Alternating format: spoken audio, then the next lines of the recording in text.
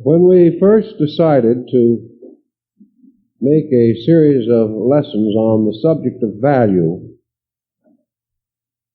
we were not aware that within the last few months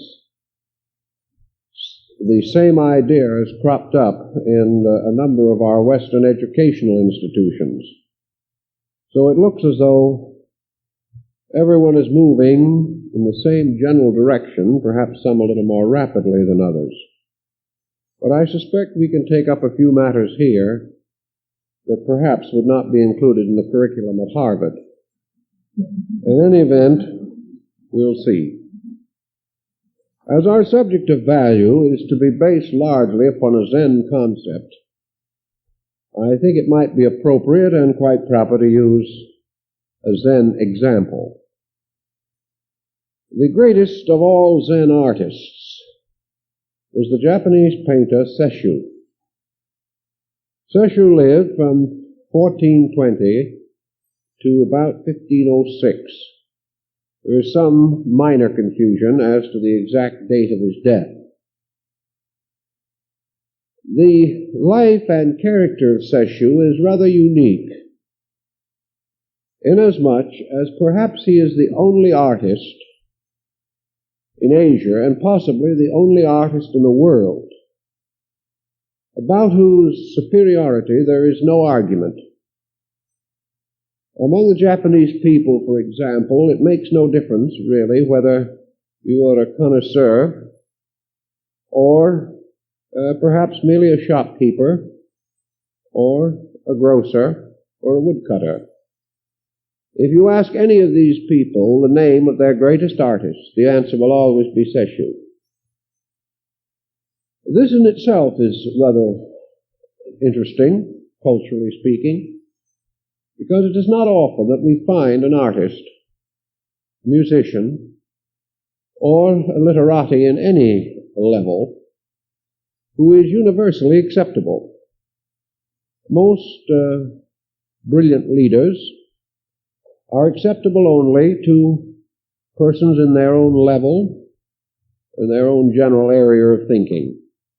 But here we have an artist who not only is acceptable to all of the people of his country, but breaks another traditional precedent. He is acceptable to the Chinese. Now this is more of a condescension than you might at first imagine, because very largely the Chinese regarded in the classical period at least, almost all other nations as barbaric, and nearly all other individuals barbarians. That they should recognize a Japanese artist is therefore one of the highest tributes that can be paid to creative genius in Asia. There is a reason, of course, perhaps, why they have a certain sympathy for Sesshu, because during his rather long and interesting career, he visited China and remained for a number of months studying Chinese art techniques. He therefore bridged the two schools in an astonishing way. But if he belonged to both China and Japan, it was largely because Zen belonged to both China and Japan. And his attainments in these areas of artistic specialization won him recognition in both countries.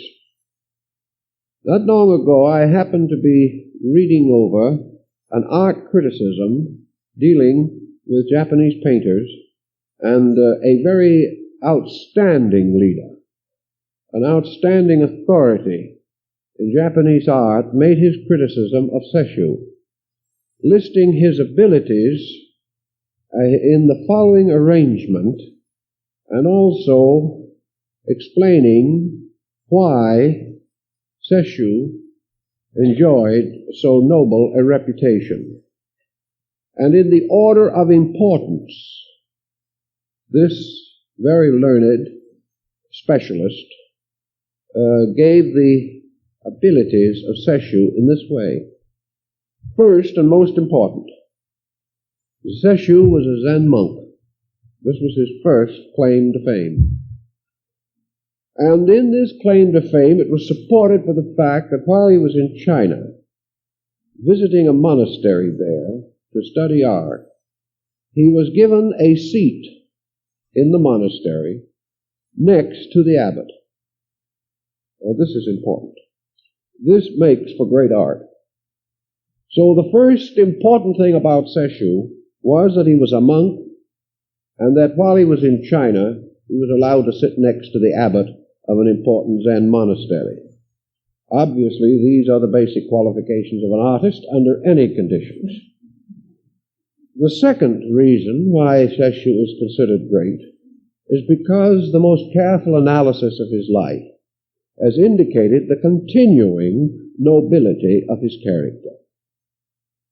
By nobility of his character meant the loftiness of his concepts of life, his innate appreciation of value, the way he deported himself in countless trivial incidents which have been most carefully cherished and remembered. He was of noble character. His third qualification as an artist was that he possessed extraordinary depth of understanding, which enabled him to attain to the 10th grade of a painter. Now, this understanding says nothing whatsoever about mixing ink or anything of that nature.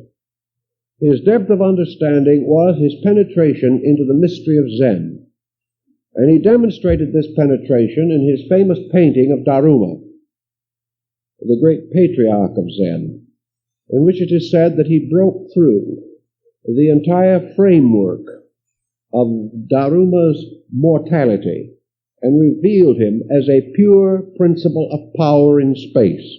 This was very important. This indicated extraordinary artistic capacity. The fourth reason why he was a great artist was that he chose to live simply, that in all things he maintained a gentle but dignified austerity. In his consciousness there was no luxury. In his entire life he never sought the applause of anyone. He never compromised his work to please anyone. He never made any effort whatever to dignify his achievements. He never placed any value upon a painting. And whenever a person asked him the price of his work, he replied, "It is nothing," and gave it to him. Now, this is regarded as simplicity of life and justifies the concept of a great painter.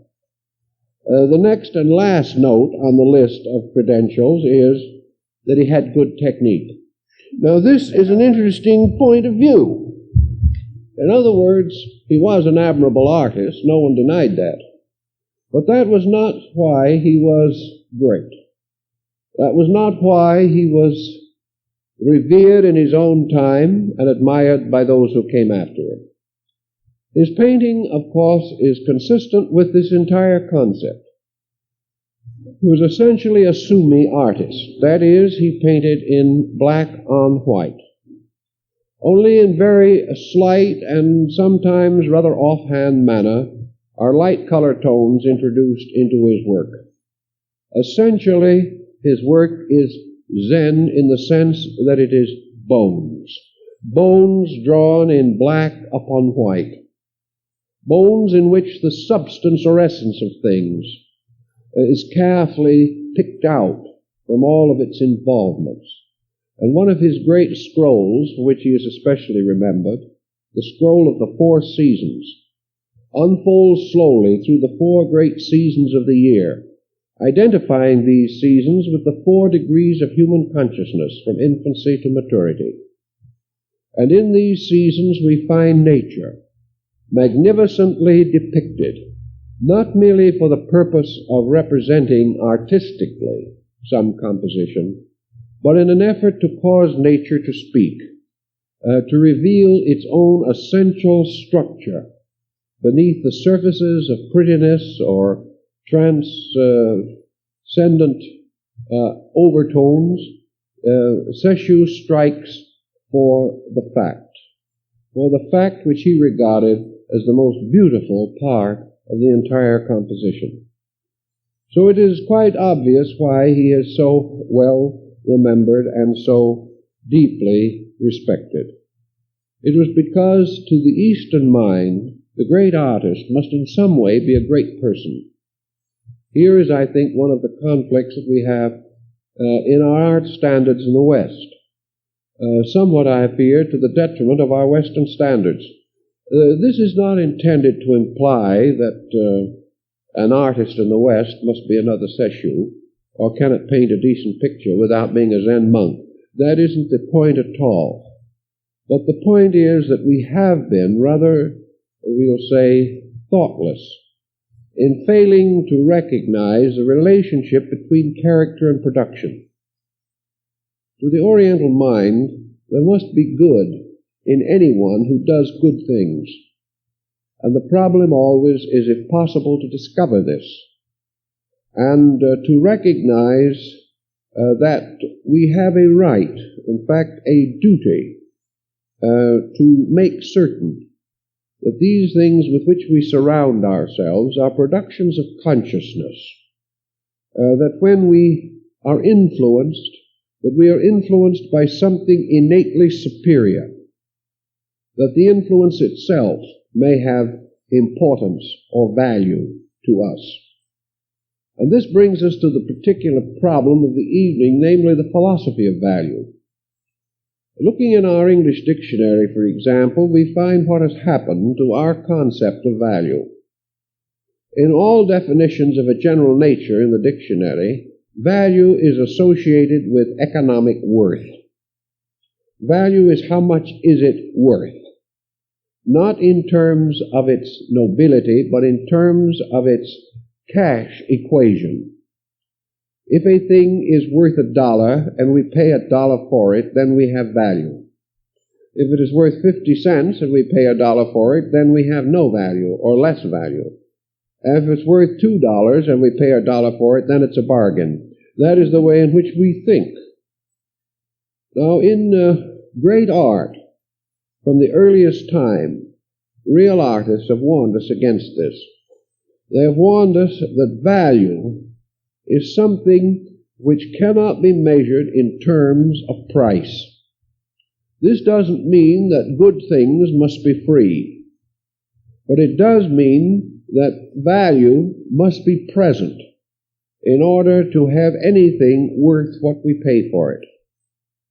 So we must try to escape from the concept of value being always associated with price, or with worth in terms of economic displacement or equivalent. Thus we have this word which we want to try to make something out of, Kihin, which means literally moral value. Now, moral value substantially means that the value must be constructive. A thing cannot be judged by meaning alone, because meaning may be either good or bad.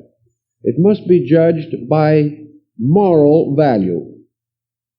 It must be judged in terms of what it contributes to a total good, in what way it advances some legitimate purpose. Things that mean nothing in terms of value have no value. And regardless of how expensive they may become in our way of life, they are still valueless in terms of their contribution to us. Now, objects are something with which there is a common responsibility in nature. Anything that does something for us, we owe something to. Now, a beautiful picture that does something for us is a responsibility as well as an opportunity. Therefore, if we have gained from it, we must give certain consideration to this work of art. We must protect it. We must guard it as carefully as we can.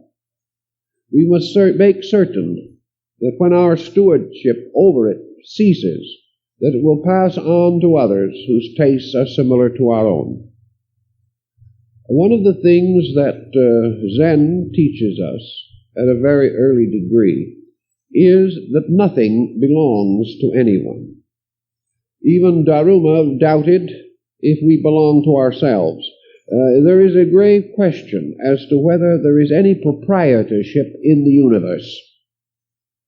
Things, however, come into the keeping of people, and these people become custodians. They become protectors, guardians of values. And wherever such guardianship is established, it is usually a voluntary one. We surround ourselves with things of beauty because we feel that we need them, because we choose to have them, and perhaps because we choose to expend upon them certain monetary facts which we might otherwise direct to less valuable ends. Thus we have chosen these things for ourselves.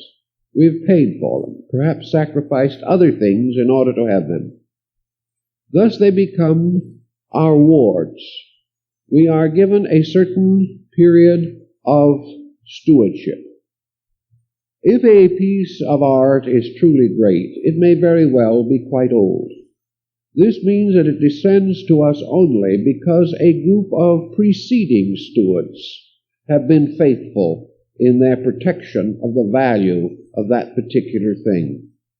They have served it as lovingly as a Japanese might guard and take care of his bonsai tree, which will descend to him perhaps through 5 or 6 generations of his family.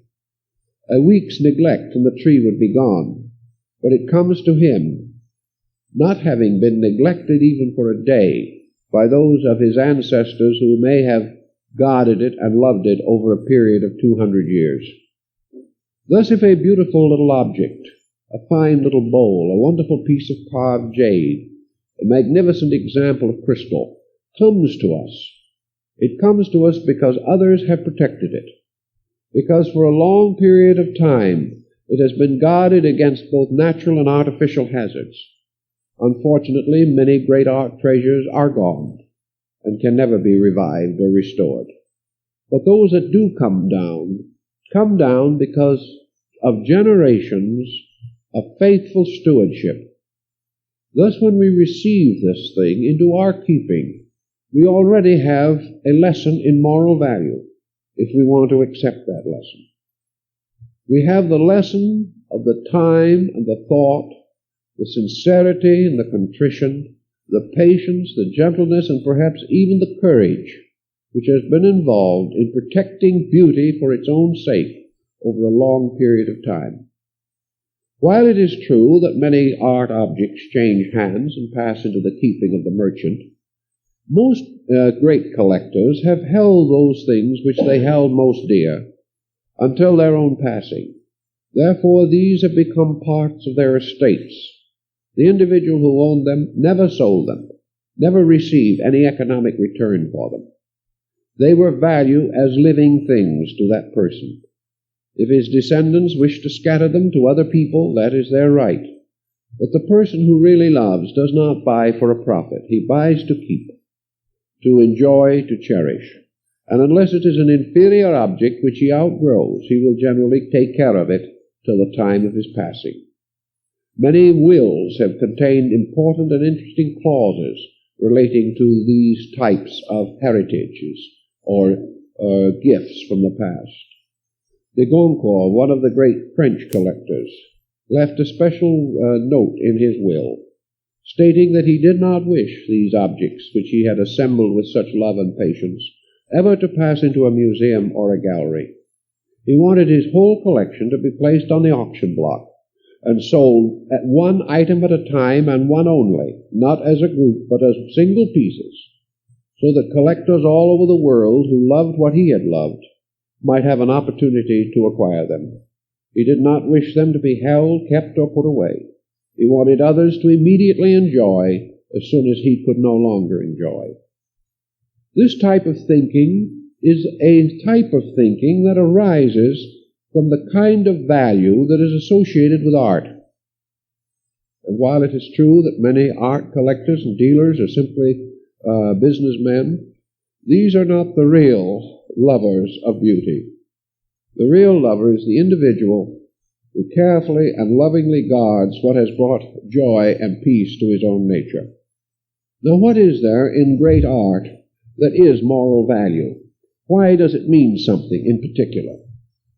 That is a very hard question to answer because art has particular meaning for every person.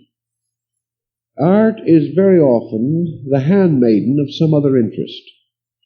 It represents perhaps a contact between the individual and some area of his personal interest or his personal thoughtfulness.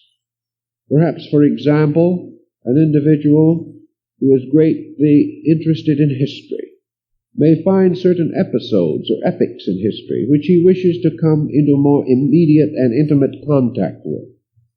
By becoming a collector of the arts and artifacts of that period, he feels himself able to bridge an interval of time. He can actually hold in his hands these things that once belonged to a culture group with which he is deeply concerned. Thus, art very often follows historical and archaeological interest. This very often, in turn, adds to the enrichment of the life of the person. Completely on the reverse, very often art opens interest. An individual who collects, for instance, Chinese art over a period of years is very likely to become China conscious.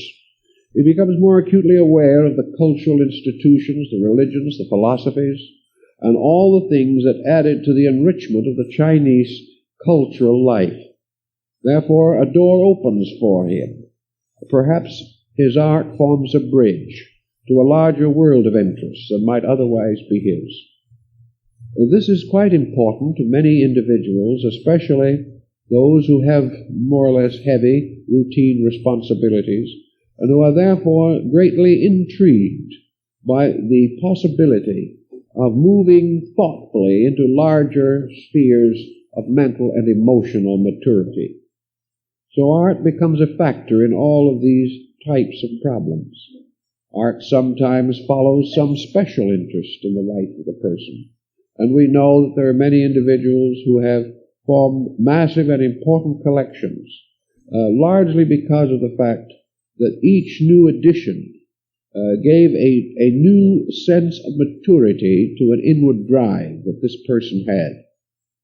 This drive, perhaps, to know or to appreciate or to value.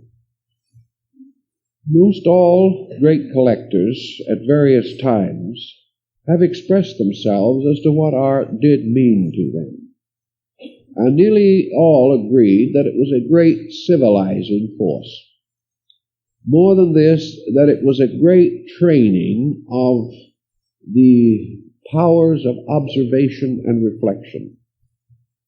The art collector becomes peculiarly observant, and while this observant quality may be only symbolic when directed against an object of particular artistic beauty, it becomes the basis of a larger attentiveness toward other things in life. The art lover finds beauty in itself a power of bringing peoples together, that through the sharing of beauty we seem to share in the souls of people. For beauty appears to be a form of soul expression.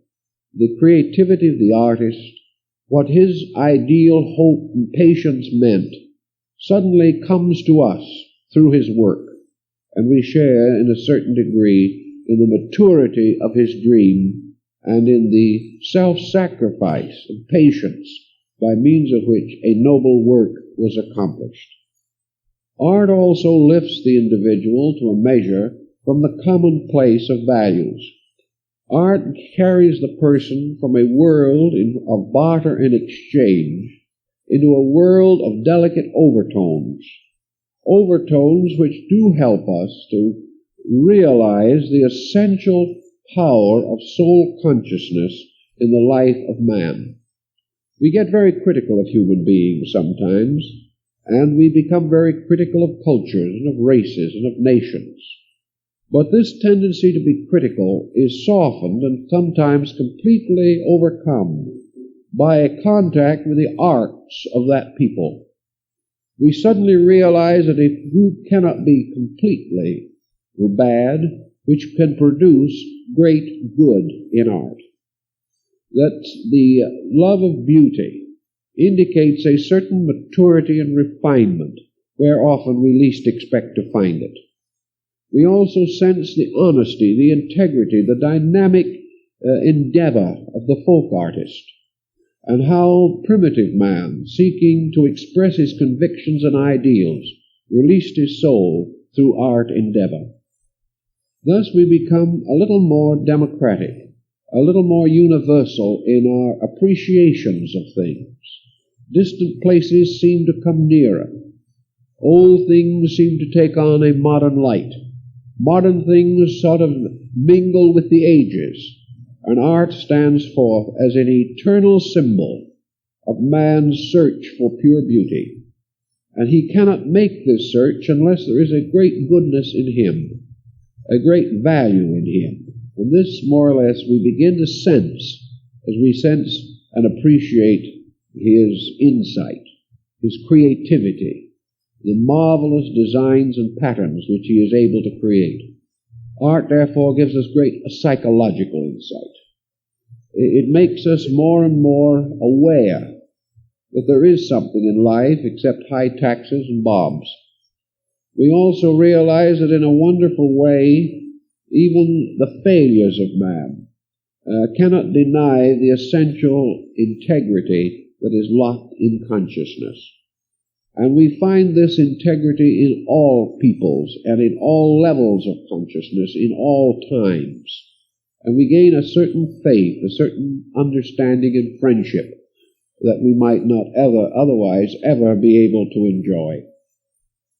The next point that perhaps is important to us in the problem of Zen is the disciplining of ourselves in the matter of what we might term moral value.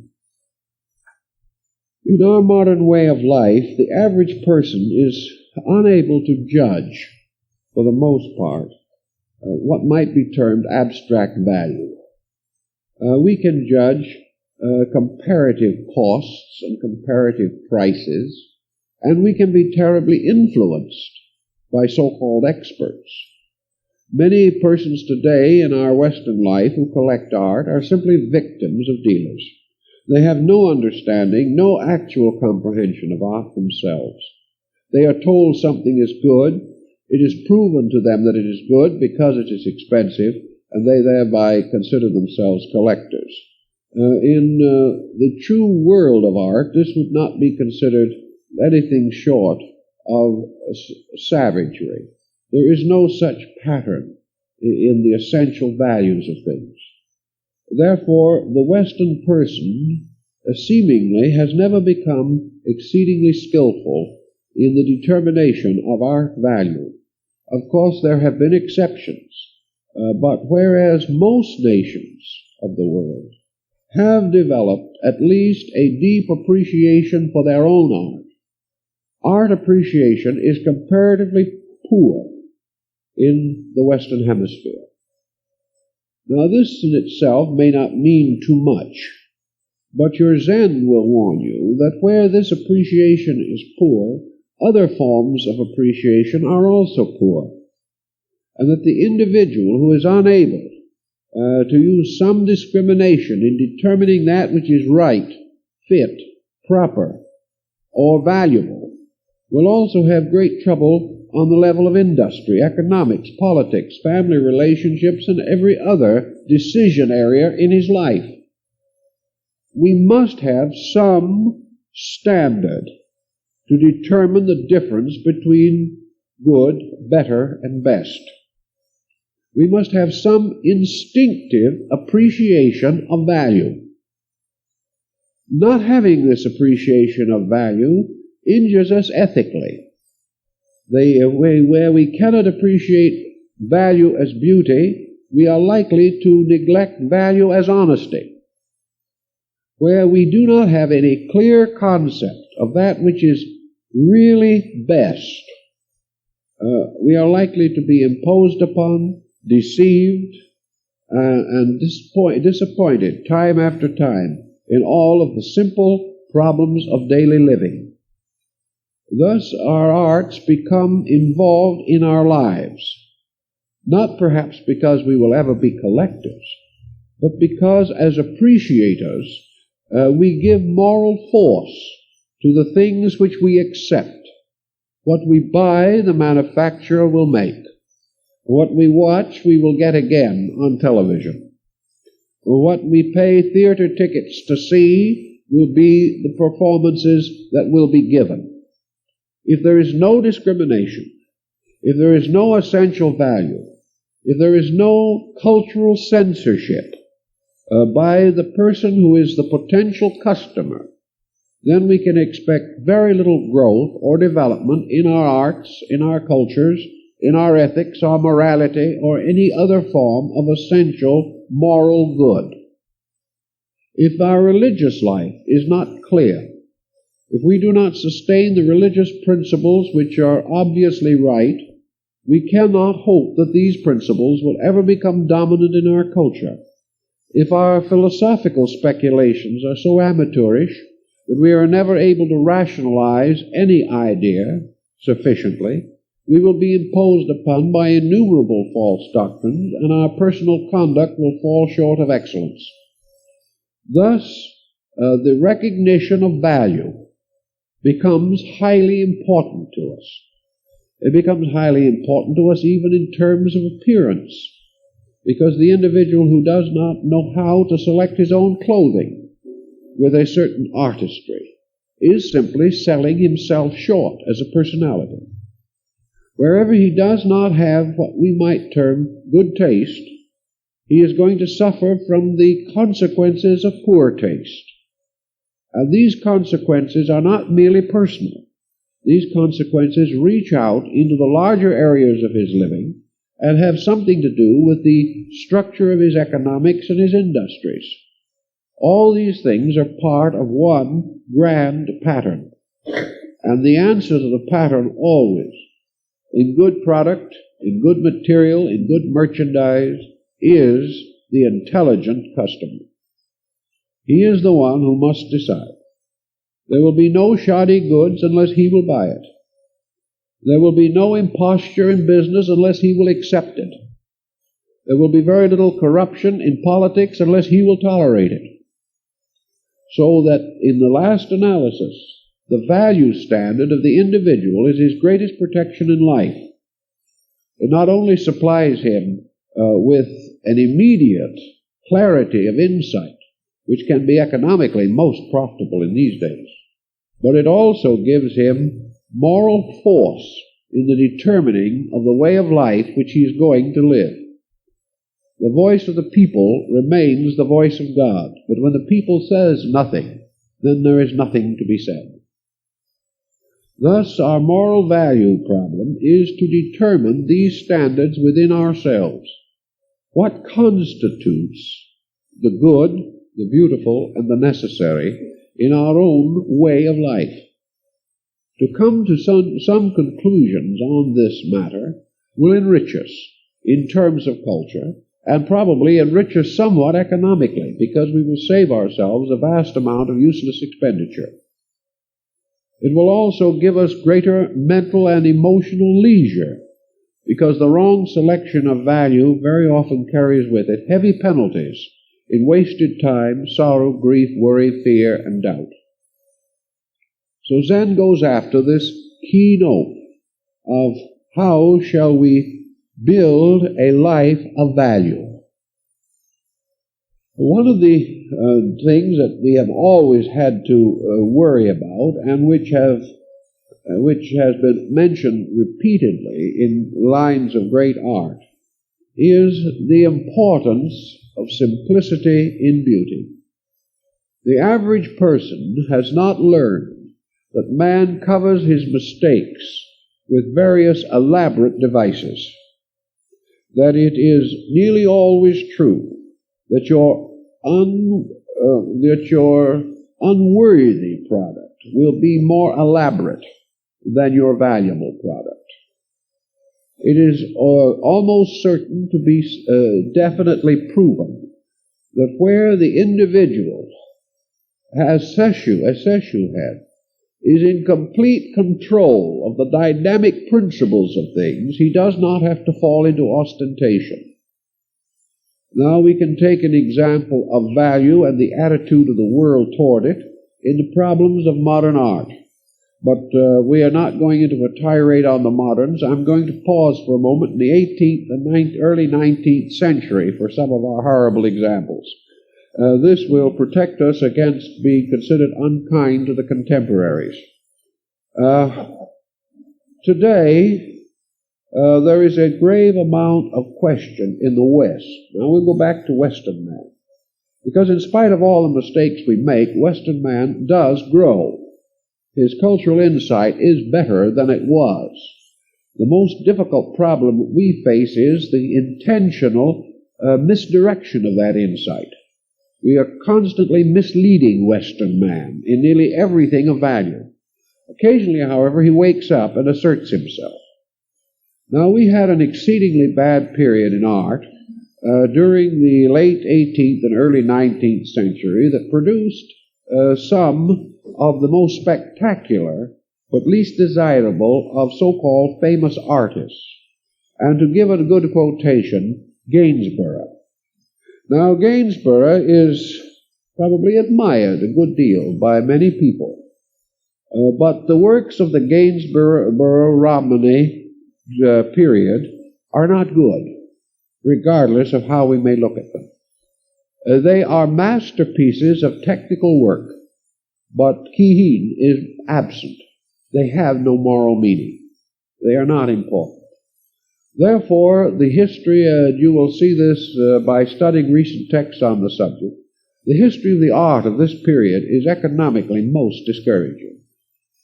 Many wealthy collectors, 50 or 100 years ago, paid fabulous sums for these paintings. Some of the Gainsborough and Romney paintings, and Lawrence and some others, brought as high as $500,000. Today, those paintings could not be sold for 10 cents on the dollar. We've caught up to them. We have suddenly realized that they had one of the great deficiencies. They were utterly dated. They fitted into a time, a period, an architecture, and a type of home furnishing. They belonged to a certain psychology of life. That psychology of life became utterly decadent. Modern man no longer values it. Therefore, he no longer values these paintings. They are charming. There is no reason why anyone can't enjoy them who wants to, but they are not great art. And we have caught up with it. Therefore, we no longer value them. And it would be almost impossible to do very much with them. Paintings by a very famous woman painter, Rosa Bonheur, which were fabulous at the time of her life, particularly her paintings of animals, most of them on huge canvases, with a whole group of horses, all life-size. These paintings brought $200,000-300,000 when they were painted or shortly thereafter. Today you can buy them for $10,000 or $15,000 and still be doing the dealer a service. These paintings are no longer respected. They are no longer great because they are dated. So we will find that a great part of post-Renaissance art in Western culture is dated. We no longer admire it. We no longer consider it great art. But go back to the primitives, and you will find no bargains. You will find that the Western art of the 12th, 13th, 14th centuries, the great art of the early Middle Ages, the great Gothic art, the work that was done by the great artists of those times, particularly the ones that had, like Dürer, a tremendous sense of Zen in those fingers which carved those wooden blocks, those pieces of art will never be cheaper, because we have discovered in them a timelessness. They did not belong to a decadent cycle of production. So the primitives, so-called, in European art become more expensive every day, and the moderns less so. There's a reason for this. There is a reason why the individual has gone back to what might be termed primitive line, gone back to power of design, gone back to impact and meaning, and perhaps most of all, significance. He has rediscovered moral value in these older works, value which he does not find the same psychic satisfaction in these products, which are obviously pretty but are not beautiful. So this thing has been an experience to Western man also, and he is experiencing more and more of this in terms of his architecture, in terms of music, in terms of literature. There is a great breaking up of patterns now, and a consistent search for that which is essentially Shibui, which has the astringency of greatness, which is not overly luxurious, which is not extravagant, which is not the evidence of some kind of status, but is really a pure and clear statement of meaning, of dignified and powerful impact upon the beholder and the possessor. This would be in perfect harmony with the Zen thinking on this type of thing, and therefore gives us another lesson in what I would say is the essential of value, simplicity. Greatness can afford to be simple. The great speeches that have changed the course of history have been short speeches, not long ones. The great orators whose words have come down to us with undying glory have used simple words. Perhaps the simplest words that we have, the most powerful words that we have in the Western world, will be found in the Sermon on the Mount. The tremendous strength of these words. Words without embellishment, without any effort at great literary excellence. Ideas that are not drowned in words, but words which are used sparsely, very humbly, very directly. Words used in this way for one reason only, namely that the person who used them knew what he intended to say, and was therefore able to say these words simply, directly, and powerfully. The same type of expression, when drowned in words, comes to be almost meaningless. The dead silence that followed Lincoln's Gettysburg Address, a silence which he misunderstood to be derision, but which was really a silence that came from people who were no longer able to speak, but were tremendously overwhelmed by the simple words of this gaunt man who made no effort to make a great speech, and as a result made one of the greatest speeches of all time. This simplicity is Kihin. This is the very thing that comes as a natural gift to some people, but to others has to be acquired through a patient understanding of value. And this in our way of life today is especially meaningful to us because we are luxury-ridden. And in the very mass of our luxuries, we've lost our value. We have even lost the power to enjoy. The more of these complications pile up, the less happy we are. And living as we live today, in probably the most exaggerated era of finance the world has ever known, with everyone living on a standard above anything previously possible to man, still a miserable generation of sick, unhappy people. This is because Zen is lacking.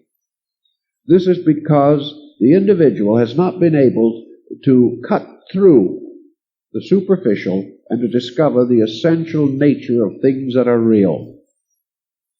To find reality, therefore, we must constantly seek for simplicity, realizing that complexity is a continual over and open opportunity for deceit. Wherever there is complexity, weakness can be hidden. Wherever long words are used, we are not sure of meaning. Maybe the person who used them wasn't sure either. And many, a very bad conclusion has been dramatically concealed in classic Latin. Therefore, we cannot trust these things, but we can always trust tremendous simplicity, the dynamic of the exact thing, that which is not too much and not too little. Not too much, lest it become a burden. Not too little, lest we be impoverished for lack of it. But always these things proper, correct, and enough. This type of thinking suggests certain disciplines which we can impose upon our own natures. Now, the problem of discipline has always been a little difficult to Western man because he always thinks of improvement in terms of labor. This is another Zen fallacy. Western man for the last 2,000 years has been nursing the idea that he had to suffer in order to be good, that his real distinction in life was gained by being miserable. If he could prove that he was worried to death or heartbroken, he was a citizen of distinction. This type of thinking is totally unrealistic. But as a result of it, we have made virtue seem to be so desperate and dismal a venture that the only possible relaxation is to cling to vice. This is wrong thinking. It is poor from a Zen standpoint. Now, we also know that in our search for meaning, we are more skillful but unfortunate than we realize. Most people have an uncanny ability to find some kind of a meaning in everything that happens. And in most cases, it's a bad meaning. As the result of that, we are devoted to the continuous search and quest for ulterior motive. If we can just knock down the virtues of other people, we feel that this is a way of attaining a democratic level, that anyone who appears to be superior must be discredited, and that actually behind every hero lurks some miserable, vice-ridden form which we must discover. This in itself means that in our search for meaning, we have become critics, that we have instinctively developed the bad habit of doubting everything. Well, many people will say we come by this trait rather honestly. We have been deceived too frequently. We have been constantly exposed to so many disillusionments and disappointments that we have a right to suspect the worst. These disappointments and disillusionments, however, were not really the result of what other people did to us. They were the result of the fact that we did not understand moral value. We did not recognize the very clear symptoms and symbols which could have protected us. Because we had no standard, we were deceived, and then promptly turned upon the deceiver. And because we still have no standards, we continue to attempt to de-standardize practically everything with which we come in contact. Today, our natural tendency is to be suspicious of everything and everyone. What we need, therefore, is simply to redirect this energy. We have it. We do not live in a universe without meaning, but we live in a universe of bad meaning. We live in a threatening universe. We live surrounded by threatening circumstances. Our observation nearly always reveals the weaknesses in things or the perfidy in them. All we have to do then is to gain a different level of insight.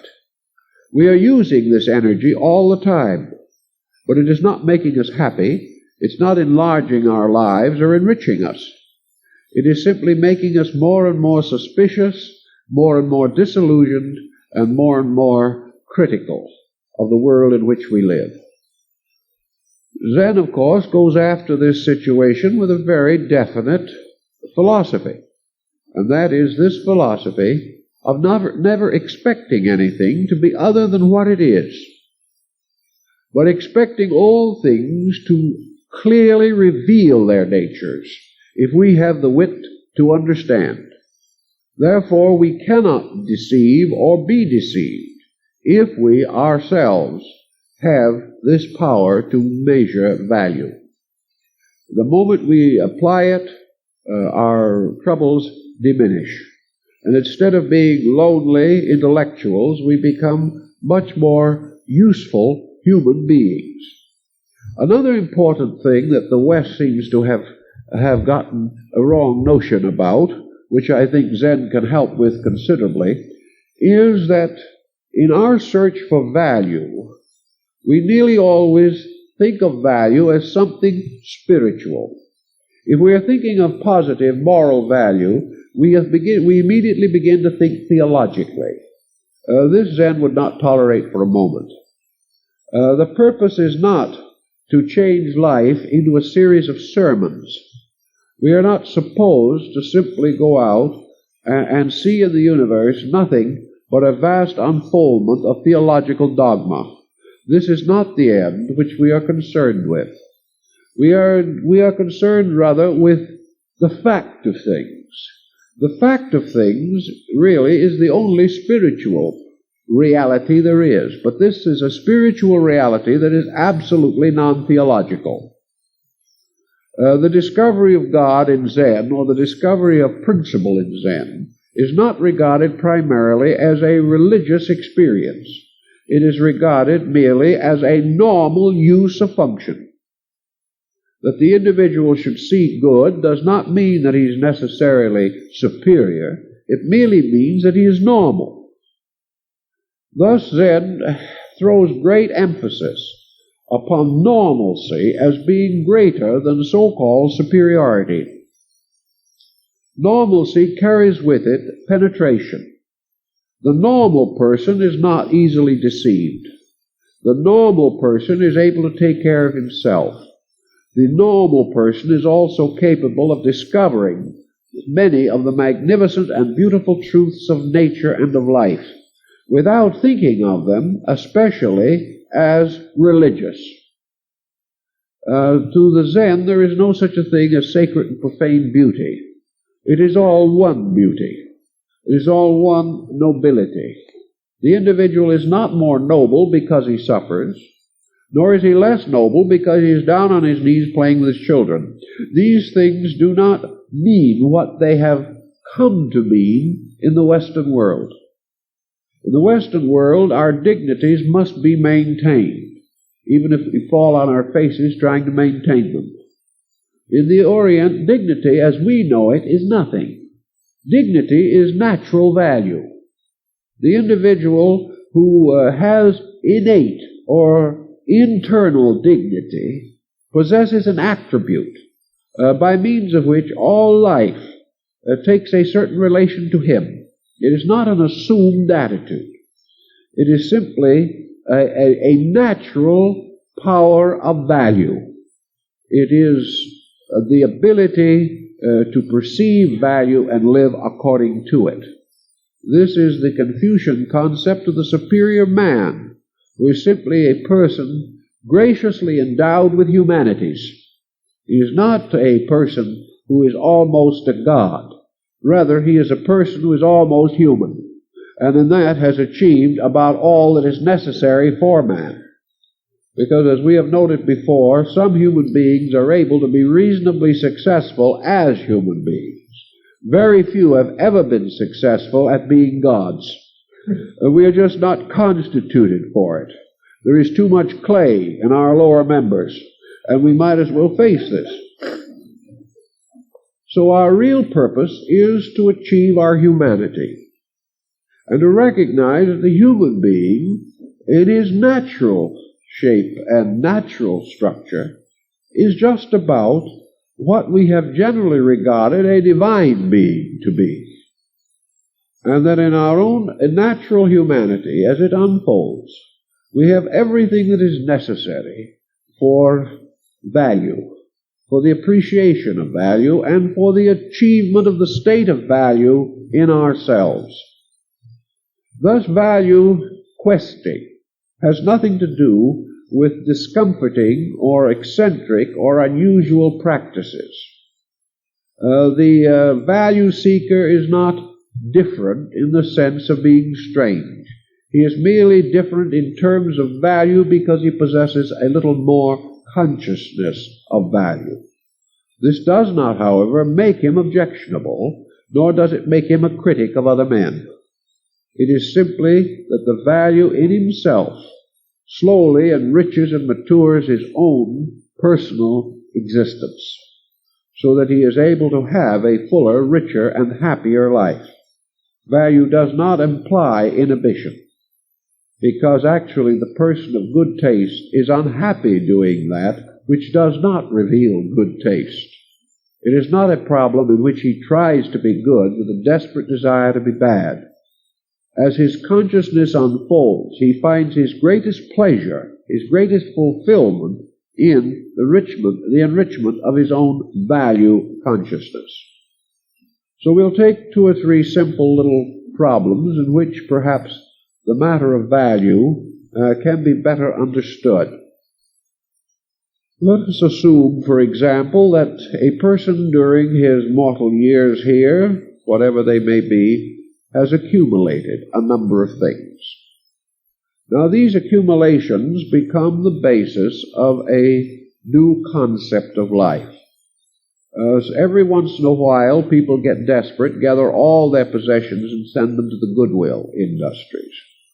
At the present time, however, there's a peculiar situation arisen. The Goodwill industries seem to be a little more critical, shall we say, than the accumulator, and half the time won't take what we want to throw away. This is a sidelight on something. But supposing we have gradually assembled a mass of heterogeneous belongings. Now here's where we can settle down to the problem of value. It is not to gather them all up and throw them away. This is not value. This is Western enthusiasm. The individual has the all or nothing consciousness, which always ends with nothing. So we sit down and we say to ourselves, which of these things are valuable and why?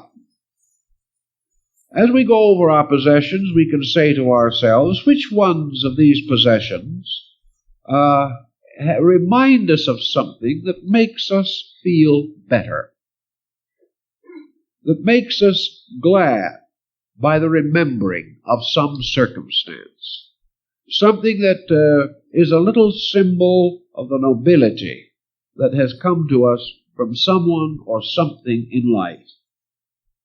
If we have a number of such trinkets and keepsakes, then actually we have some moral value right there. Maybe this moral value is nothing but a child's drawing that has no meaning to the average art connoisseur at all. But does it have value to us? Does it help us in some way to be a better person now? Does it restore our faith in something? Is it a gentle and beautiful reminder of good things, of fineness, or of superior relationship in life? Is it something that we can happily preserve? Is the nostalgia that arises from these things a happy feeling, or is it a dim, sad melancholy? If we have a group of objects that I know one individual finally got rid of a certain photograph because it was taken long ago, and every time they looked at it, they felt older. Now this, of course, is probably time for that picture to go. But it didn't have to go for that reason. What was its moral value?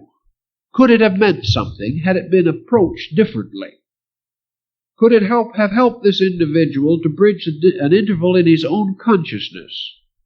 Could he have considered this picture, representing his own youthfulness, and in so doing also considered how much he had grown since then, how much more mature he was in understanding? If this picture, therefore, conveyed the image of a self outgrown, it could still be a very interesting problem in moral value. It could give him something. But if he has simply grown older without growing any better, then this picture becomes a kind of a perpetual reminder of a wasted lifetime, and the quicker it is gone, the better. But this is because of the person, not because of the object.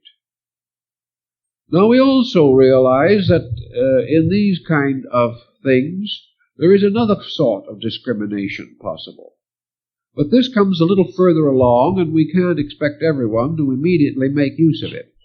But one of the Oriental concepts in these matters is that we shouldn't keep anything ourselves that won't be valuable to someone else after we're gone. That'll thin us down and do it quickly. This will get rid of innumerable things which have been fire hazards for years. In other words, supposing this particular collection was passed on to a perfect stranger, what would it be worth? Yet if it has value, it will always have value. Well, we'll say, after all, we can't expect a perfect stranger to remember our Aunt Hattie the way we do. And that picture is a very good likeness of her, and she has many associations that are of interest to us. That's all right.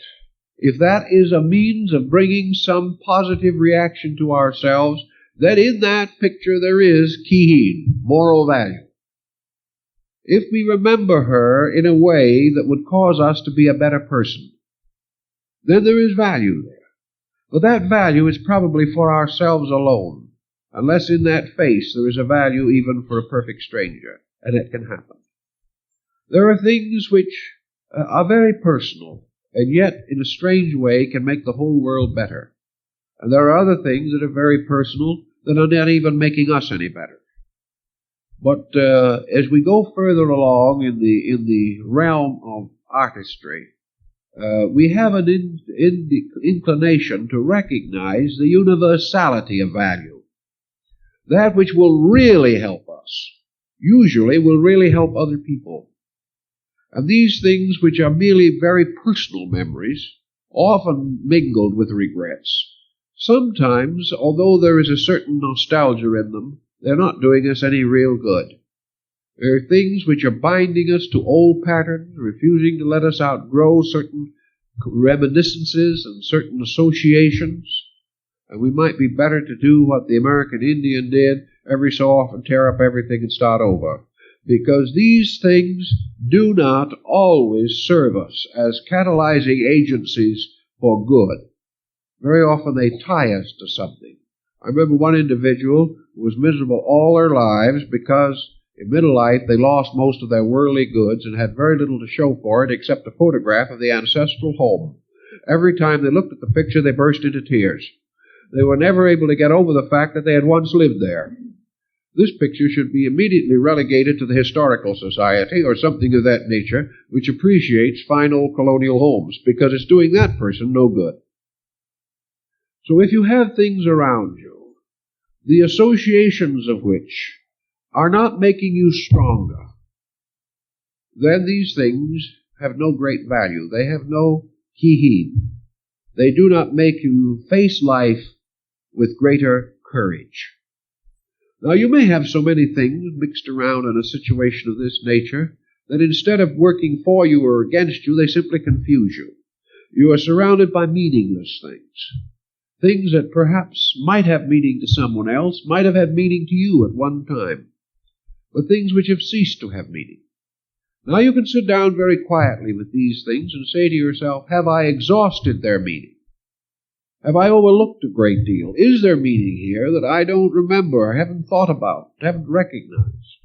Is there some reason why I did keep these things, even though they have gradually become comparatively unconsidered?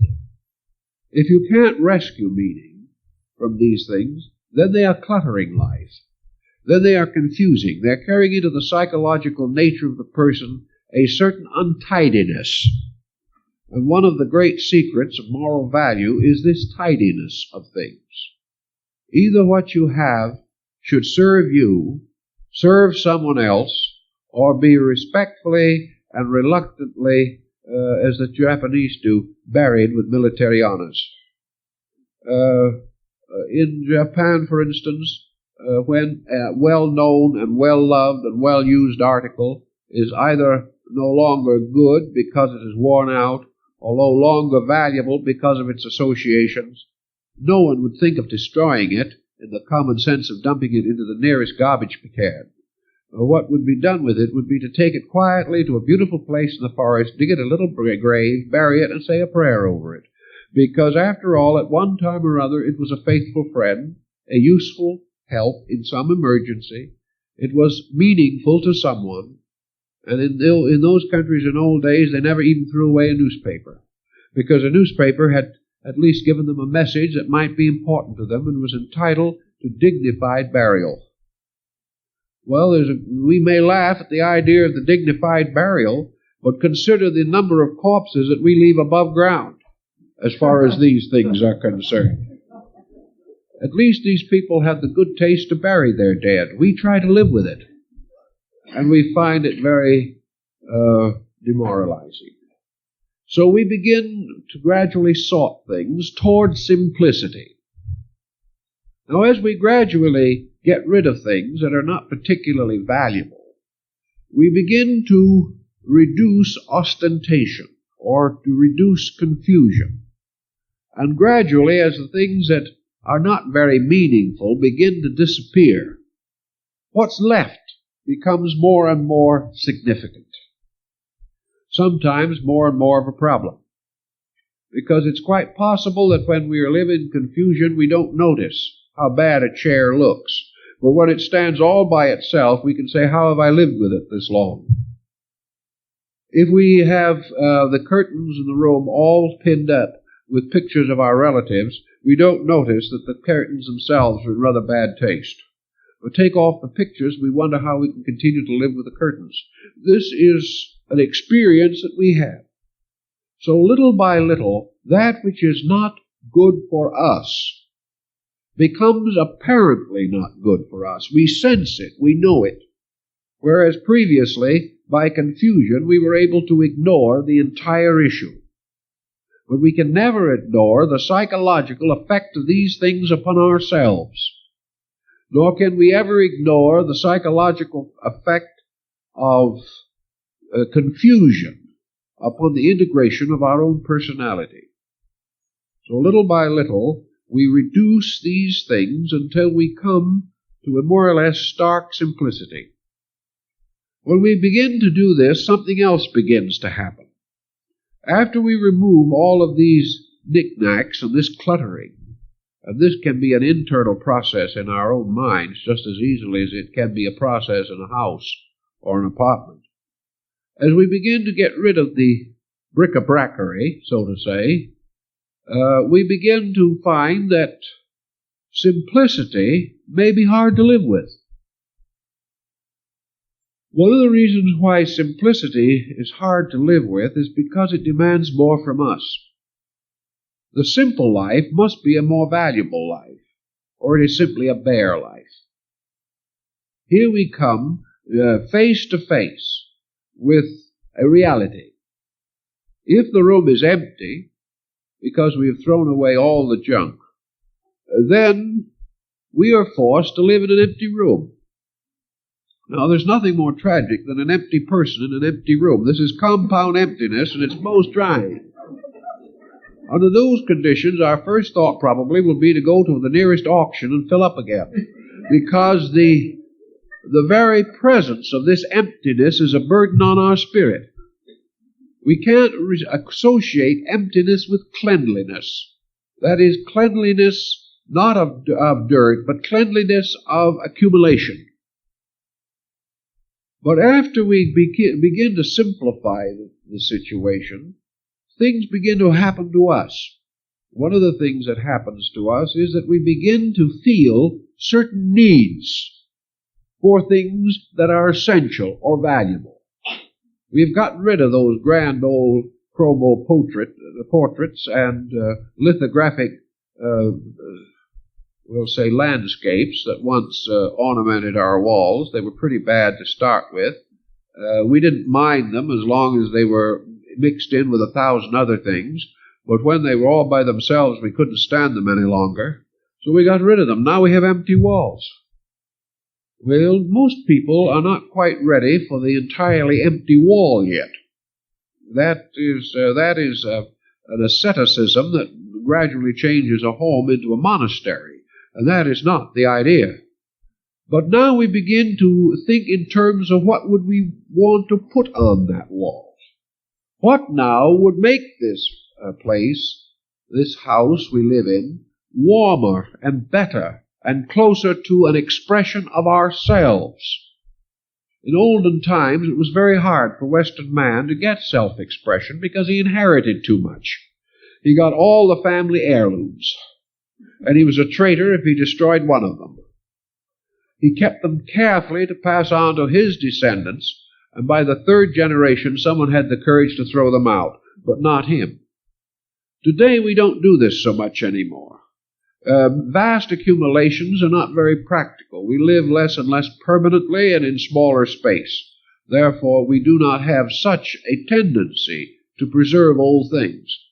But we do very often have those things which are too good to throw away, etc., etc., etc., but the time may come when we have to dispose of them. Perhaps someone else needs them. We do not. But we are now with a very simple, almost austere situation, and a song in our heart that needs some kind of brightness and music for its own continuance. Now we begin to choose. Now, out of greater discrimination, we decide what we really want there. And if we are wise people, it may take us 6 months or a year to decide what we're going to put on that wall. But when it is on that wall, it is going to have Kihin in our lives. It is going to have moral value. We now want it because we need something in particular.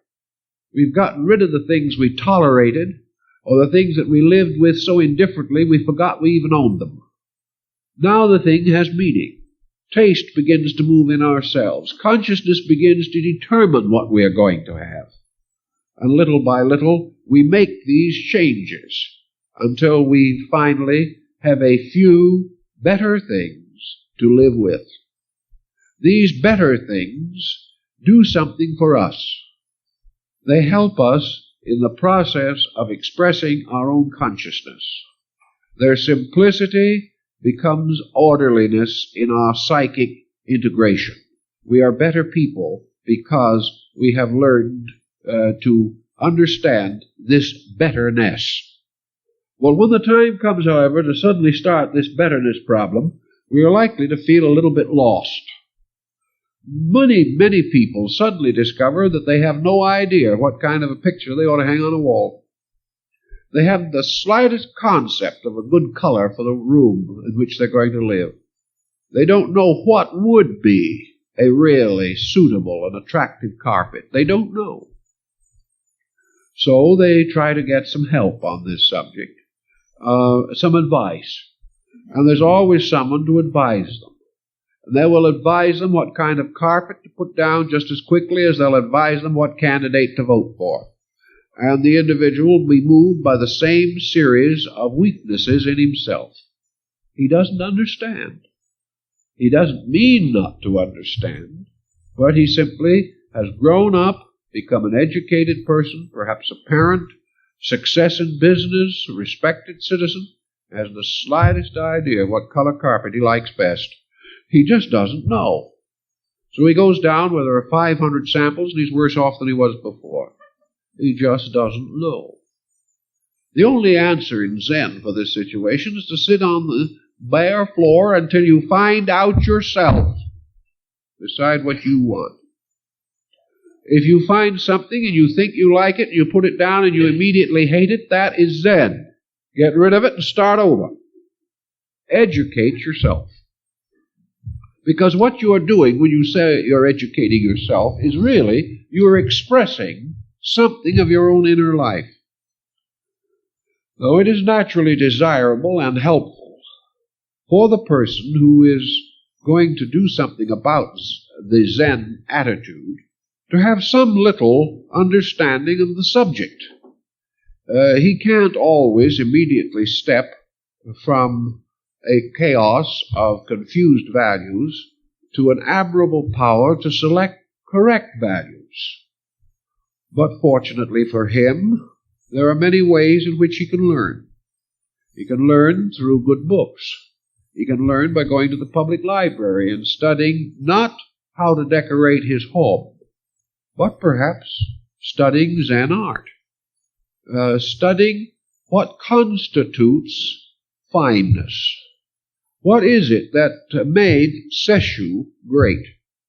You can get reproductions of Sesshu's pictures and find out what made Sesshu great. It may be a long time before any of us will understand the full depth of this man, but we can begin to sense meaning. We can sense value. And we can gradually educate ourselves just as we would educate ourselves in bookkeeping or accounting or anything else. But most people do not sort of feel that this kind of education is necessary. But this is the most important kind of education, because it is that form which gives us peace of soul. It is this which gives us health, moral, emotional, mental health. It gives us significance in life. It lifts us into the understanding of things which are right. And this understanding is a terribly important thing to have. And in the rush and haste and jumble of our present way of life, we don't think about these things. And as a result, we're sick all the time. And life goes badly for us, and our homes break up, and our children are disobedient. These things happen because of something. They're not merely accidents happening to the best of people in spite of themselves. They are happening to people who in some way have not been able to integrate their values sufficiently, that haven't been able to solve this very important and subtle situation. So, little by little, by taking a profound interest in something, the individual gradually discovers what is good. Now, the final proof of what is good, within a range of what can be good, is the simple expression of consciousness. This I like. This is for me. I don't know why, but this is for me. This means something. This gives something to my consciousness. And the simplest childlike acceptance of this is the simple statement, I like it.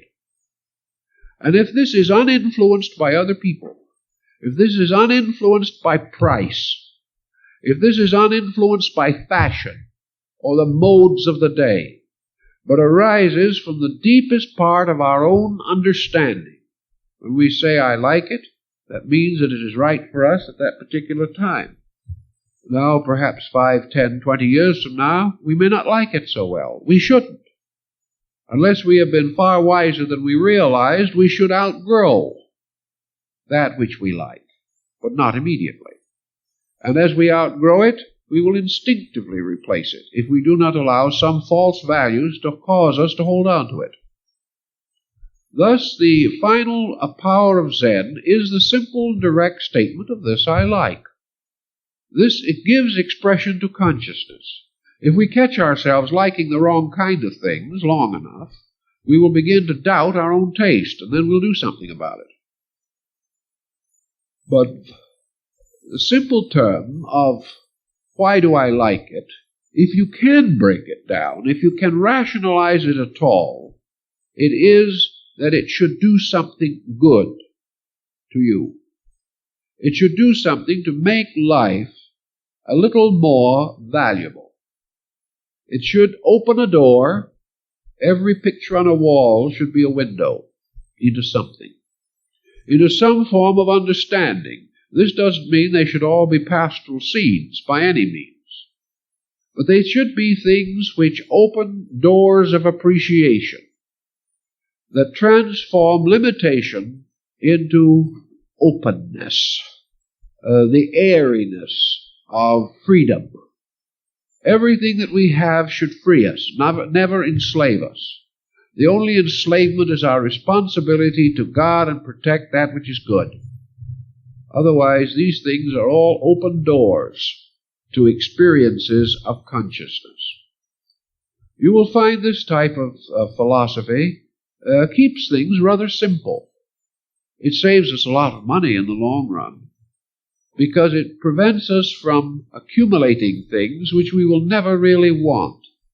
It gets us out of the trinket-buying class and gets us away from the toy-accumulating instinct of some children. It begins to be something valuable and something important. Now, usefulness is a value. Usefulness is a moral value.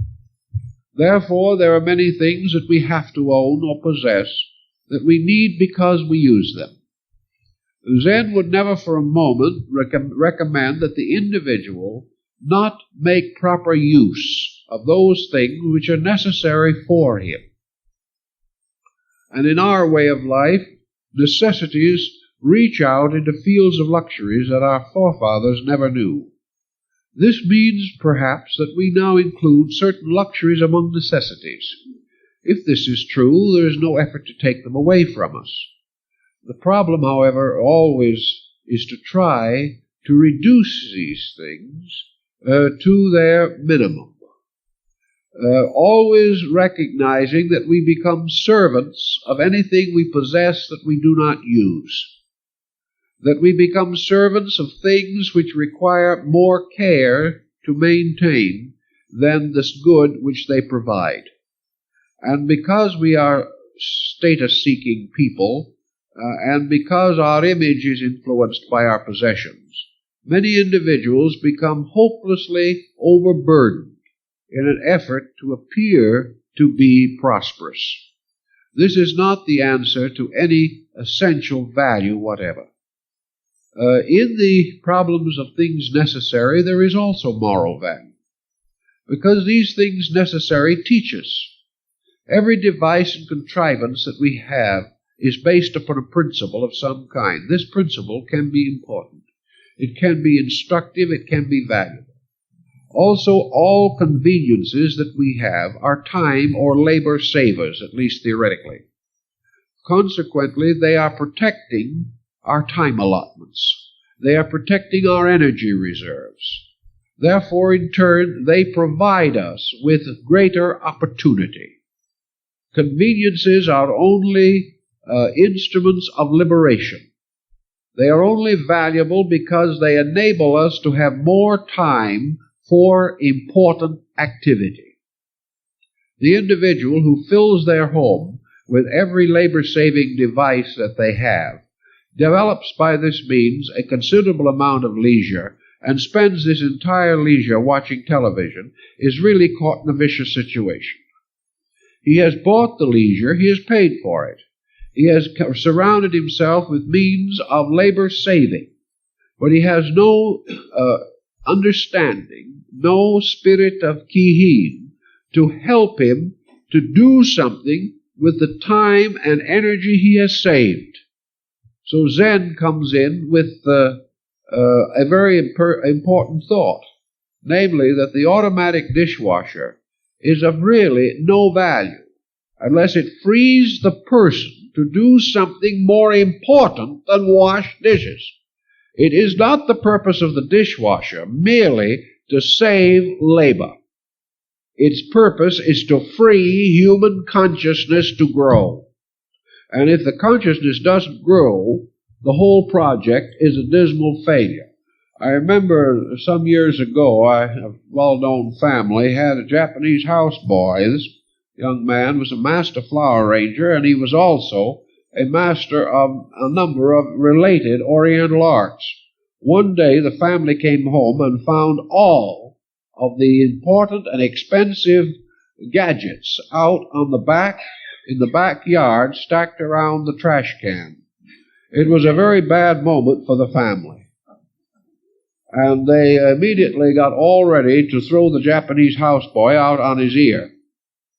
He blandly was asked, when they asked him why he had thrown all their best dishwashers and all their coffee makers and toasters and washing machines and everything and piled them up for the garbage man to take away, he very blandly replied he might as well, because they didn't mean anything anyway. The people had had all these things for years and still wasted all their time, so it might just as well throw them out and work, because they weren't good for anything else. Obviously, the young Japanese houseboy found new employment soon after, but he made a point which these people simply were not big enough to see. He was trying, in a fine, gentle, Zen manner, to relieve them of certain mistakes and express the facts of life. But this is a situation that nearly all Western man faces. The tremendous increase of conveniences and commodities and the attendant rise in delinquency from the inability to use time.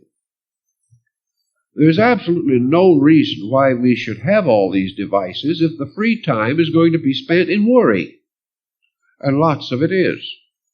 Or if as a result of all these devices we have 2 hours with which to gather with our neighbors and analyze how long it'll be before the first bomb falls.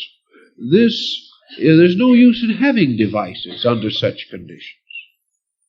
Devices, all forms of so-called conveniences, are created to help man to have more opportunity to be human, to get away from certain drudgeries which afflicted him in the past, but which, by the way, usually kept him healthy, and into a state of consciousness in which he could grow more rapidly. So our Zen concept comes in here and says that probably the heaviest responsibility we assume is that which comes as a result of buying this time and then wasting it. Kihin also tells us something about the moral value of time. It tells us how, in one way or another, we should use this important commodity. Time, actually, even in the Zen philosophy, should be enjoyable. There's nothing in Zen that tells us that we have to spend all our spare time sitting in meditation with our eyes crossed, gazing at the point of our noses. This is not the Zen way of life. Certainly they enjoy meditation and the contemplative existence, but this is because they enjoy it, and not because it is a terrible hardship wished upon them. The purpose of time in Zen is to have a certain enthusiasm about it. There's a very interesting picture among the drawings of the Japanese artist Hokusai, a series of drawings called Views of Mount Fuji. And it's a whole album of nothing but pictures of this mountain from every conceivable angle and with every conceivable property added to make it a more interesting and dynamic scene. In one of these scenes, Hokusai himself apparently has opened the shutters of a circular window in his studio, looking out, and is seeing Fuji in the group of clouds out against the horizon. The old man is sitting with his arms over his head. He is just in a state of ecstasy. He is practically reaching out, grabbing for the mountain. He has never been so happy in his life. At that moment the light was just right, and he had this magnificent view of the mountain, and he was perfectly entranced. He was almost in an ecstasy of pleasure over this wonderful thing he was looking at. He was enjoying himself. He was not under some terrible compulsion in which he had to be good or had to see something out there. He loved it. It was his mountain. It was the thing that meant a great deal to him. The arrangement of light and cloud had made it particularly beautiful at that moment, and he was supremely happy. And Zen has this purpose of giving us a certain amount of happiness, to make us enjoy life perhaps more than we've ever enjoyed it before, because we do not destroy happiness by our own attitudes. Thus, in using time in the Zen concept, we use it to enjoy that which is good. We find the tremendous joy of things that are not even costly. We find the tremendous appreciation of the beauty in things because of the increasing availability of beauty in ourselves. Thus Zen lives in a rather pleasant world, a world in which we are more cheerful, more contented, more optimistic than we could possibly be under the pressures with which we generally burden ourselves. One of these pressures is debt. It is very hard for modern man in the West to laugh today without a snicker. He can't have a real good old-fashioned laugh. he has to have a kind of a sour, sarcastic smirk, because we can no longer afford to laugh. Life has burdened us so that real, honest humor has lost its appeal, lost its meaning to us. We can't enjoy. We can only think of the terrible expense, morning, noon, and night. So Zen, by simplifying life, gives us back our sense of humor. It makes simple things enjoyable, valuable, and useful, and frees us from all of this artificiality with which we are constantly burdening our own lives. So Kihin, as moral value again, gives us the ability to enjoy the allotments of beauty which belong not only to our own means, but to our universe. The same problem arises, for instance, a friend of mine not long ago was in Japan and came back and said that everything was lovely except he wished they'd paint the houses. He said there's nothing but a bunch of old bleached wood houses everywhere you turn. They look as though they needed 3 coats of paint and a good primer. But they wouldn't have it for anything in the world. When we build a house, we want it to dominate the landscape, because we think a house is about the most beautiful, important thing in the world, especially if it's ours. And the more money we can put into the house and the taller it stands, the more it overshadows the neighbors, the happier we are. We want everyone to see the house. But where Zen dominates, you don't have this problem. Therefore, you also escape from the whole problem of keeping up with the Joneses, which has been worrying us to death for the last 100 years. Actually, the Zen believer, not necessarily a monastic person, just one in whose heart the Zen doctrine is affecting his way of life to some degree, his first thought is, let's not mutilate the scenery. After all, I can't build anything that is beautiful as the tree I'm going to have to cut down to put the house there. Or if I've got a nice little glade here with some beautiful trees and some rocks in the background and a nice mountain coming up in the rear, and here is a lovely stretch of lawn and a little pool and some rocks and some iris, well, what do I want to put a house there for? All I'm going to do is mutilate this thing. Oh, it's going to be much less beautiful than it would be if I didn't put a house there, but unfortunately I have to live. Therefore, I'm going to put the house there, but it's going to be as unnoticeable as possible. It's going to retire. It's going to be in those trees and not dominate them. The trees are still going to dominate. And perhaps a nice rustic little house with those trees isn't going to look so badly. It won't make the trees particularly unpleasant to look at, but no one would imagine that against this beautiful foliage, against this wonderful background perhaps of ancient cryptomeria or something of that nature, someone is going to put a turquoise blue house with a fine white edging. This just isn't imaginable to these people. The beautiful thing is to live as close to that which is the source of beauty, which is life itself. That actually, in Zen, the universe itself is so magnificent that the duty of man is to become a kind of gardener, to take care of it, to make certain that it retains its charm, to prevent perhaps a certain wildness from overwhelming things, just to control, but never to destroy, just to direct, never to frustrate. So as a result, my friend thought that all the houses needed a coat of paint, simply because it didn't occur to him that these people didn't want a coat of paint. And in speaking of that type of thing, their own little way of building is peculiarly appropriate to their country. Perhaps it wouldn't work here at all. Perhaps we are going to be the proud possessors of the mansions for a long time, and they're going to disturb the scenery, and they're going to be next to each other, and no two are going to match architecturally, and we're going to live in a mild headache as a result. That may be the way we have to do it, but it's nothing to be particularly proud of or glad about. It simply shows some way the lack of this maturity, maturity that means a great deal when we have to face a mature way of life. We are gradually growing up as a people, and barring acts of providence, we will continue to grow up until we ultimately mature.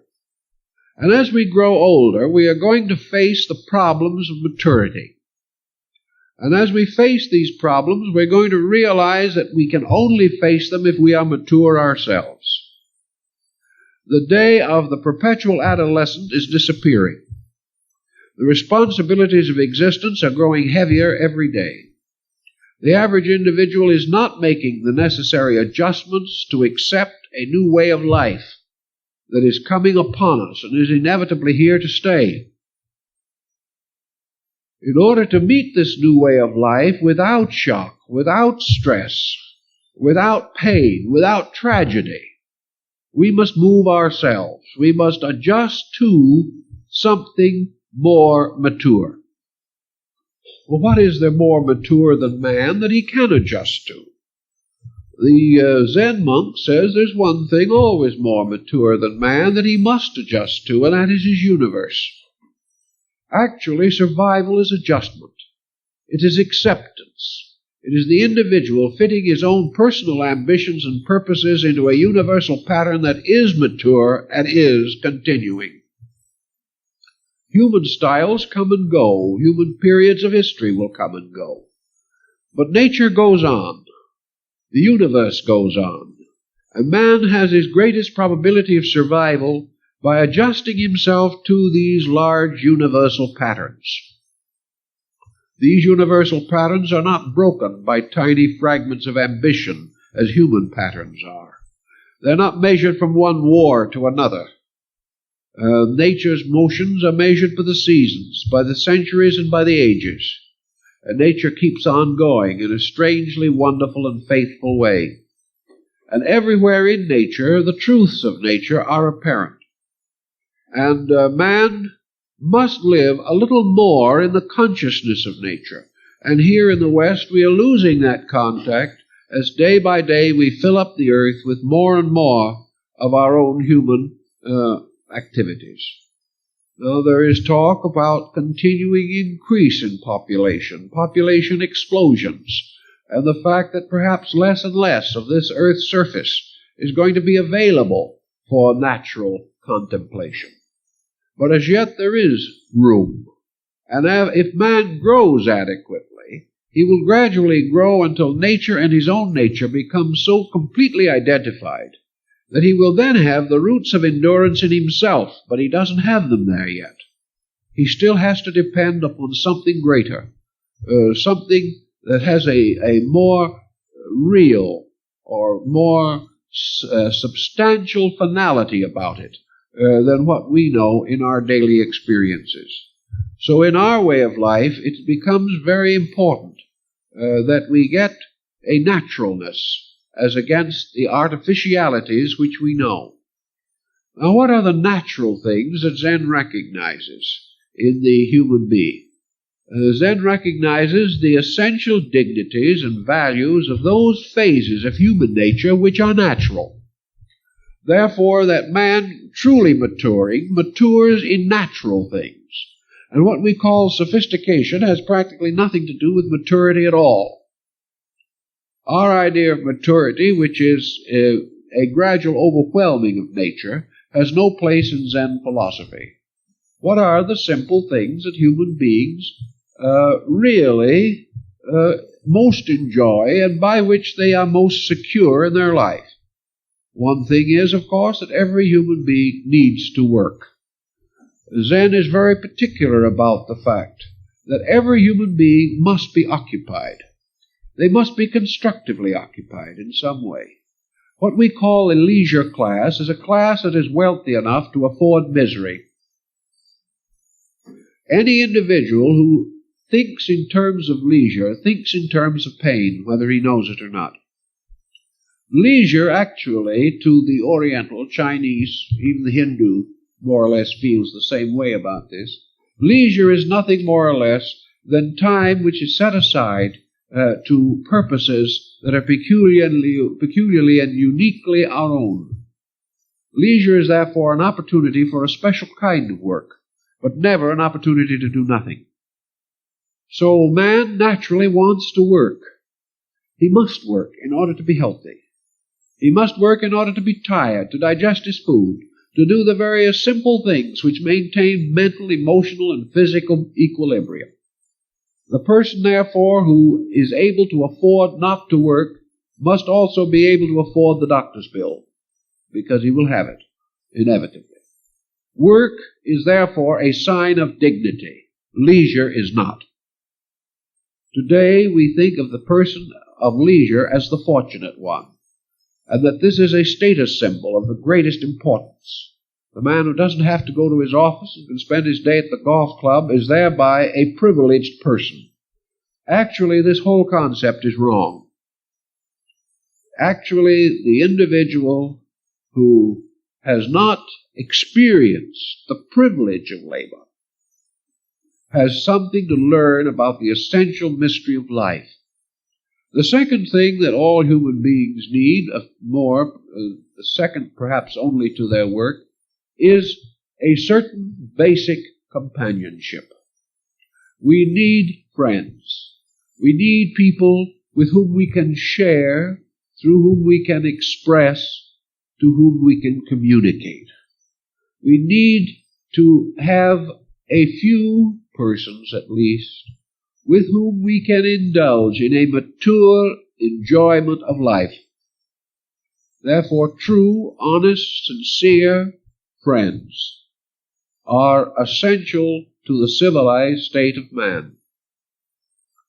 These are not the type of friends who impose, who come to share their miseries.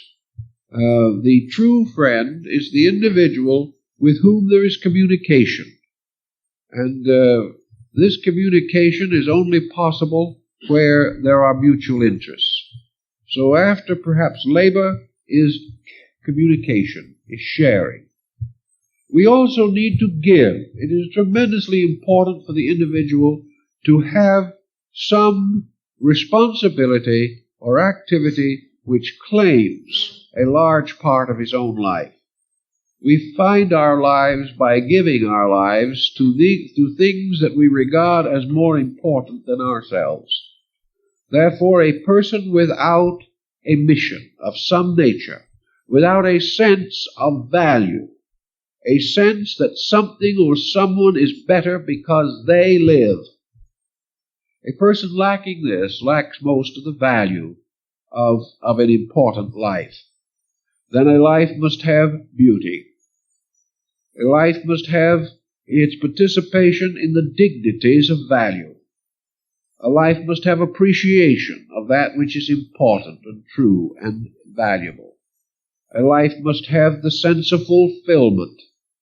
And a complete and well-balanced life must be a life in which that which nature has indicated as reasonable and proper for man has been fulfilled, never evaded.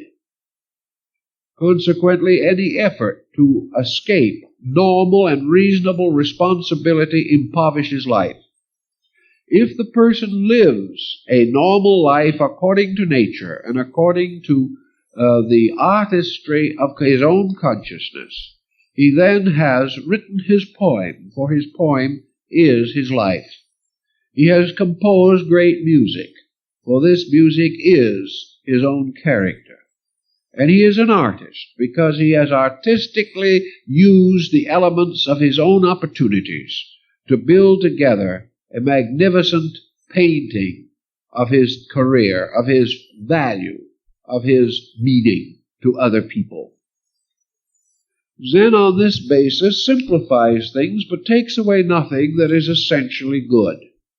It tries to help people to strip away the things that do not mean anything. And as a result of that, to have liberated time. I know that our way of life is rather more complicated than theirs, and that even if we have time, we do not always know what to do with it. It doesn't seem that we can go out and do these simple, natural things that might make time otherwise a very pleasant and wonderful opportunity. But you cannot stop a man from growing if he's determined to grow. You cannot put so many obstacles in his way that he cannot improve himself if this is his determination. Therefore, if growth doesn't mean that we can do some of these things as directly and literally as might have been possible in the bamboo grove, it is still essential that we do develop a sense of internal moral artistry. And wherever we simplify life, we bring in value. We bring in improvement of self. We increase knowledge. We increase education. We share. We have more time for our children. We do things together more. We have also greater time for quiet meditation on these things which are meaningful and important to us. So by the gradual simplification of things, by the rejection of that which is meaningless, by the gradual conservation of energy, we may get even to the condition of the Taoist monk, who has found that by utter conservation of resource, he has almost lost the power to die. Because actually a large part of death is tension. There is no reason why the person of today cannot have a longer life than he normally expects to. Obviously, it cannot always be done immediately, and there is no individual who can be certain in our way of life of the extent of years that may be ahead of him. But it is true that all other things being equal, the person who is integrated has the greatest probability of escaping those life-shortening factors which burden so many people. There may be things he cannot escape. It is not necessarily the final proof of virtue that we live to be 120 years old. After all, we're not living in the quiet, healthful atmosphere of the Diamond Mountains of Korea, where, with the exception of a little political smoke that goes way over the top and is seldom known by any of the natives, the country is still a country of magnificent natural resources. There is no smog as we know it. There is no adulterated foods. There are none of the things that may have a tendency to shorten life. But all other things being equal, with the adulteration and the smog, the facts are that as we simplify life, we save energy. We therefore have a little more energy with which to fight the smog. And other things also being equal, we may add another year or two to what might otherwise be a rather short existence. So Zen tells us that by the Zen technique, for example, that we reduce the probabilities of sickness. By the Zen simplification of consciousness, we reduce the probabilities of senility, which are always possibilities that loom a little bit difficult on the horizons of the aged. The individual's faculties are not as likely to gradually fail if this life has been more quietly integrated. If certain impairments or limitations do arise, they are carried with greater dignity. The individual finds that the things that break other people's hearts do not break his, because he has a different level of values. You take from a person of strong material attachments the few things to which he is attached, you take these from him, he is miserable. But if the individual is attached only to universal values, it's hard to take them from him.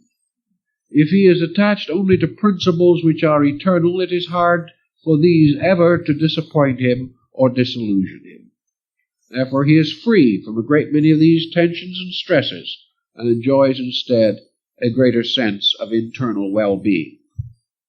Out of all of these considerations together comes a certain artistry, and this is the kind of artistry that I think was recognized by the critic in the study of Sesshu. The great artist is the person who has the artistic skill to create a great life. And a great life is a simple life lived with depths. And almost inevitably, the simple life produces a certain amount of actual artistry. The moment we begin to overcome the confusion in our own natures, we do discover that we are artistic people and capable of creative artistry. Japan, with a population of some 90 million people, Zen has taken over a very large part of the conscious life of these people, and also it has done a great deal of the same in China and Korea. And the result is that an amazing percentage of the people will be found to be innately artistic. You will find that the most common shopkeeper can arrange his goods in a most masterfully aesthetic manner. And when you visit a small Japanese community and get away from the hustle and bustle of some place like Tokyo, which has outgrown all reasonable proportions, but get back among the people, you will find that it is very hard to get a dinner served to you without artistry, that a plate is artistic, that they can't put salad on it without making an artistic design out of the salad. They just can't help it. And the farmer has built an artistic house without an architect. And the best architects we have go over there and copy it. And he built it one night or started it one day without a ground plan. He just sort of let it accumulate. And when it got through accumulating, it was a masterpiece, and we go over and copy it. Simply because these people living with a certain attitude toward life, almost everything they touch reflects that attitude. I've seen the simple utensils in a Japanese kitchen that were carved by the man of the house out of nearby wood, the most simple things imaginable, and they're beautiful. We find the same artistry among many primitive peoples. We find the same artistry in Africa and in many remote parts of Asia and Polynesia, where the simple life produces a great artistic skill. Zen has done this, perhaps with a little more maturity than these other people have experienced, but the same general principle. It is hard not to dress tastefully. It is hard not to look well if you have a certain sense of beauty in yourself. And this sense of beauty comes from a gradually enriching appreciation of value, in which little by little you become so thoughtful of the things you do that every action is practically a work of art.